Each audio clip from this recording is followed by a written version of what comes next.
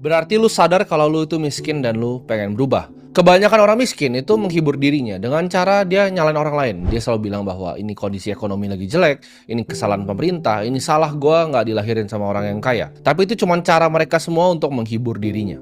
Lu pernah mikir nggak, di dunia ini uang itu ada banyak sekali ya. Ada orang yang bisa hasilkan puluhan triliun bahkan ratusan triliun per tahunnya.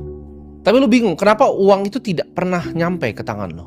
Kenapa tidak pernah ada di genggaman lo? Berarti ada hal di dunia ini yang lu nggak tahu, yang orang lain itu tahu. Mereka itu selalu yang gua sebut jual skrip ke lu. Datang ke sekolah yang rajin, kerja yang keras, menabung yang keras, ya kan?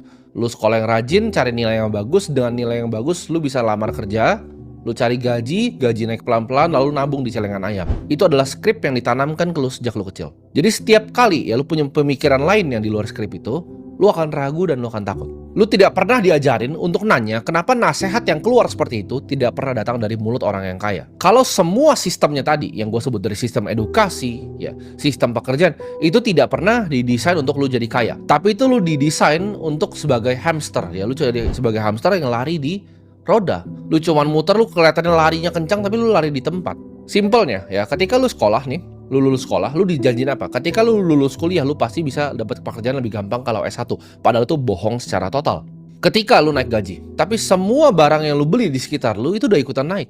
Jadi semua sistemnya ini didesain hanya sebagai ilusi. Lu cuma sebagai hamster yang lari di tempat. Lu disuruh nabung, ya kan? Atau dibikinin hashtag, yuk nabung saham. Lu nabung saham selama 5 tahun, malah sahamnya rugi.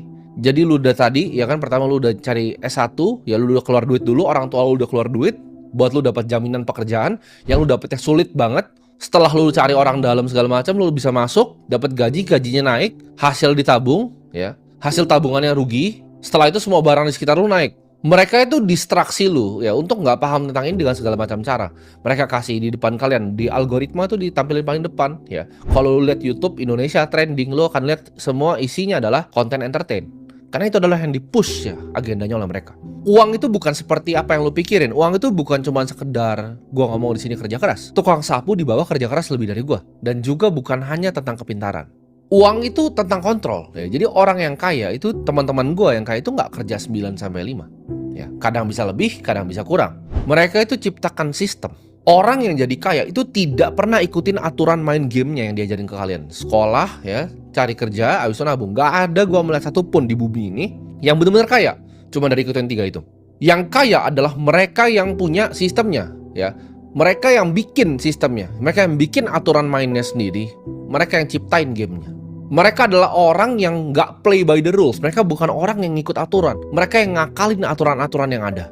Dan orang-orang kaya ini posisiin dirinya selalu menang. Contohnya, inflasi ketika naik, orang miskin tuh bingung gitu ketika beras itu naik, ketika biaya pendidikan itu naik. Orang kaya ketika inflasi itu mereka malah senang. Ketika inflasi terjadi, semua apartemen gue makin mahal, semua mobil gue makin mahal, semua rumah gue makin mahal, semua aset gue makin mahal. Jadi semua yang gue punya itu makin mahal justru kalau inflasi. Ketika inflasi terjadi justru gue tambah kaya. Itu adalah orang yang mainin aturannya. Lu perhatiin ya, ketika misalnya gue ngomong kripto, Bitcoin di sini, ketika Bitcoin jatuh, ketika saham jatuh, orang lain tuh pusing ya.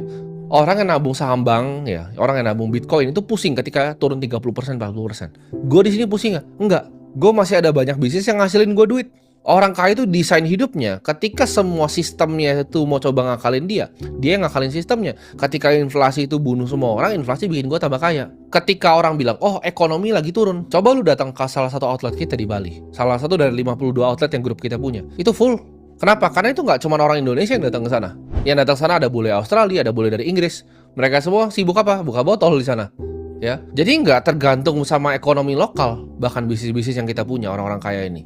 Ketika lu kesulitan nabung dari hasil kerjaan lo, orang kaya itu lagi gandain duitnya di hal-hal yang lu bahkan nggak paham caranya. Mereka paham bahwa uang itu adalah sebuah alat, ya, sebuah tool, bukan sebuah reward atau hadiah.